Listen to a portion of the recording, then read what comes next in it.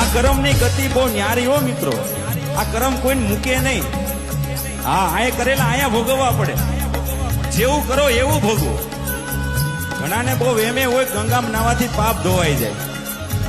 અરે શ્રવણ કાવડ લઈને ફરતો, સેવા એના માત પિતાની કરતો, પણ દશરથ આજાએ આવીને એ પ્રાણ એના વીંધી નાખ્યા.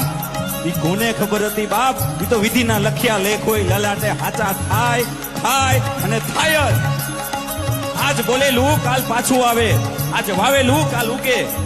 માણા હોય કે દેવતા, કર્મનો સિદ્ધાંત એક જ છે, બધા એને ભોગવવો જ પડે. કર્મ નથી નાનો, નથી મોટો. કર્મ કોઈને બદલી ન હોગે. તમારા કર્મ બીજા કોઈ ભોગવી ન જાય, કોઈ બદલી ન જાય. માણાનો એક જ ધર્મ છે કે કર્મ સુધારે.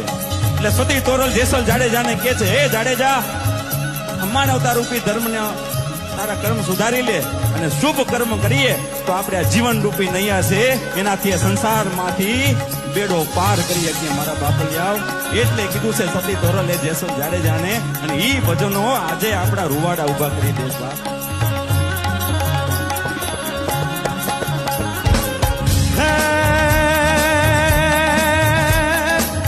પુણ્ય પાપ ઠેલાય જાડેજા, પુણ્ય પાપ ઠેલાય રે.